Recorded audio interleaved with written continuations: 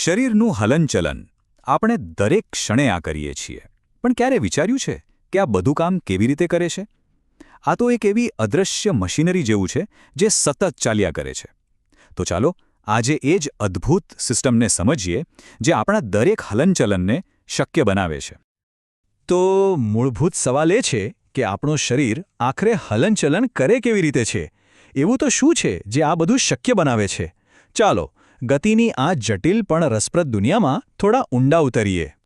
જરા વિચારો, આંખનો એક પલકારો, ચાલતી વખતે ભરેલું એક ઢગલું કે પછી શ્વાસ લેવાની ક્રિયા પણ, આ બધી ગતિઓ છે જે આપોઆપ થયા કરે છે. આપણું જીવન તો જાણે હલનચલનની એક સતત વહેતી નદી જેવું છે. અને આ બધી ગતિનો પાયો શું છે? એ છે આપણું હાડપિંજર. એને એક બિલ્ડિંગના ફ્રેમવર્ક જેવું સમજો જે આખા શરીરને આકાર અને મજબૂત ટેકો આપે છે. 206 આ માત્ર એક આંકડો નથી, પણ આપણા શરીરની આખી રચનાને સમજવાની ચાવી છે. હા, એક પુખ્ત મનુષ્યના શરીરમાં 206 હાડકાં હોય છે. પણ જાણો છો, એક મજાની વાત શું છે? જ્યારે બાળક જન્મે છે ત્યારે તેના શરીરમાં લગભગ 305 જેટલા હાડકાં હોય છે. આશ્ચર્ય થયું ને? ખરેખર તો જેમ જેમ આપણે મોટા થઈએ છીએ, આમાંથી ઘણા નાના નાના હાડકાં એકબીજા સાથે જોડાઈ જાય છે અને મોટા મજબૂત હાડકાં બનાવે છે. આપણે અહીં જોઈ શકીએ છીએ એમ આ માનવ હાડપિંજર જે આપણું આંતરિક માળખું છે. એ ફક્ત આપણને આકાર કે ટેકો જ નથી આપતું, પણ આપણા હલનચલન માટે પાયાનું કામ કરે છે. ટેકો આપવા સિવાય આપણા હાડપિંજરનું એક બહુ જ મોટું કામ છે રક્ષણ કરવાનું. આપણી ખોપરી એક હેલ્મેટની જેમ મગજને સાચવે છે. પાંસળીઓનું પાંજરું હૃદય અને ફેફસા જેવા નાજુક અંગોનું રક્ષણ કરે છે.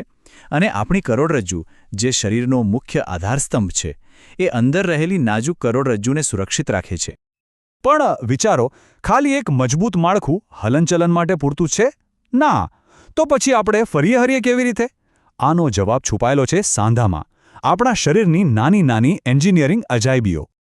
સાવ સરળ શબ્દોમાં કહીએ તો સાંધો એટલે એવી જગ્યા જ્યાં બે કે તેથી વધુ હાડકાં એકબીજાને મળે છે. જો સાંધા ન હોત તો આપણે એક પૂતળાની જેમ સ્થિર જ રહી જાત. ચાલો હવે કેટલાક મુખ્ય સાંધા વિશે જાણીએ. સૌથી પહેલાં વાત કરીએ ખલદસ્તા સાંધાની. એનું નામ જ એની રચના સમજાવી દે છે. એક હાડકાનો ગોળ છેડો દસ્તા જેવો, બીજા હાડકાના વાટકા જેવા ખાડામાં એટલે કે ખલમાં બરાબર ફિટ થઈ જાય છે. આ પ્રકારનો સાંધો આપણને સૌથી વધુ મૂવમેન્ટ આપે છે. લગભગ બધી જ દિશામાં ગોળ ગોળ ફરી શકે છે. આપણા ખભા અને નિતંબના સાંધા આના સૌથી સારા ઉદાહરણો છે. એના કારણે જ આપણે હાથને પૂરો ગોળ ફેરવી શકીએ છીએ. હવે વારો છે મિજાગ્રા સાંધાનો. આનું કામ ઘણું સરળ અને સીધું જ છે. કોઈ દરવાજાના મિજાગરાને યાદ કરો. એ દરવાજાને ફક્ત એક જ દિશામાં આગળ પાછળ ખોલ બંધ થવા દે છે. બસ આ સાંધો પણ બિલકુલ એ જ રીતે કામ કરે છે. આપણા ઘૂંટણ અને કોણી આના ઉત્તમ ઉદાહરણો છે, જે આપણને વાળવા અને સીધા થવામાં મદદ કરે છે. અને હવે જોઈએ ઉખડી સાંધાને. આ સાંધો ખાસ કરીને ગોળ ફરવાની ગતિ માટે બનેલો છે. આ સાંધો આપણને રોટેશન એટલે કે પરિભ્રમણ કરવાની સુવિધા આપે છે. આનું સૌથી સારું ઉદાહરણ છે આપણી ગરદન અને ખોપરીનું જોડાણ. એના કારણે જ આપણે માથું ડાબે જમણે ફેરવી શકીએ છીએ. તો આપણી પાસે માળખું છે, હાડપિંજર, એને જોડવા માટે સાંધા પણ છે. પણ આ બધાને ગતિ કોણ આપે છે? આ શક્તિ ક્યાંથી આવે છે? એ આવે છે સ્નાયુઓમાંથી, આપણા શરીરના પાવરફુલ એન્જિન. જુઓ, સ્નાયુઓ ક્યારેય એકલા કામ નથી કરતા. એ હંમેશા જોડીમાં કામ કરે છે. જેમ કે હાથ વાળવા માટે જ્યારે એક સ્નાયુ એટલે કે બાયસેપ્સ સંકોચાય છે, ત્યારે એની જોડીનો બીજો સ્નાયુ એટલે કે ટ્રાઇસેપ્સ એને આરામ કરવો જ પડે છે. એ ઢીલો પડે છે. આ જે ખેંચાણ અને આરામનો તાલમેલ છે ને, એનાથી જ આપણું હલનચલન એકદમ સરળ અને નિયંત્રિત બને છે. સારું, તો હલનચલન તો ખાલી મનુષ્ય પૂરતું સીમિત નથી, ખરું ને? ચાલો હવે પ્રાણી સૃષ્ટિ પર એક નજર નાખીએ અને જોઈએ કે બીજા જીવો કેવી કેવી અદ્ભુત રીતે હલનચલન કરે છે. આપણે કેટલાક અલગ અલગ ઉદાહરણો જોઈશું. અળસિયાની લહેરાતી ચાલથી લઈને ગોકળગાયના સરકવા સુધી, અને માછલીના તરવાથી માંડીને પક્ષીઓની ઊંચી ઉડાન સુધી, દરેકની પોતાની એક ખાસ રીત છે. અળસિયાને જ લઈ લો. એની પાસે તો હાડકાં જ નથી, તો એ ચાલે કેવી રીતે? એ પોતાના શરીરના સ્નાયુઓને વારાફરતી સંકોચે છે અને ફેલાવે છે, અને એના શરીર પર રહેલા નાના નાના વાળ જેવા વજ્રકેશ એને જમીન પર પકડ જાળવી રાખવામાં મદદ કરે છે. અને હવે પાણીની અંદર જોઈએ. માછલીઓ તરવાની માસ્ટર છે. એમનું ધારારેખીય શરીર પાણીના અવરોધને ઓછો કરે છે, અને એમની પૂંછડી અને ફિન્સ એક મોટરની જેમ કામ કરીને એમને પાણીમાં આગળ ધકેલે છે.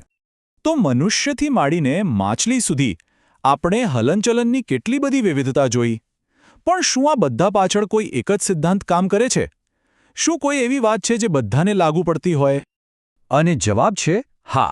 કોઈ પણ હલનચલન, ભલે તે ગમે તેટલું સરળ હોય કે જટિલ હોય, તે 3 મૂળભૂત વસ્તુઓ પર આધાર રાખે છે. પહેલું, હલનચલન કરવા માટે એક માળખું, જેમ કે હાડકું. બીજું, એક આધારબિંદુ, એટલે કે સાંધો, જે હલનચલનને દિશા આપે. અને ત્રીજું, એને ગતિ આપવા માટે એક બળ, જે સ્નાયુઓ પૂરા પાડે છે.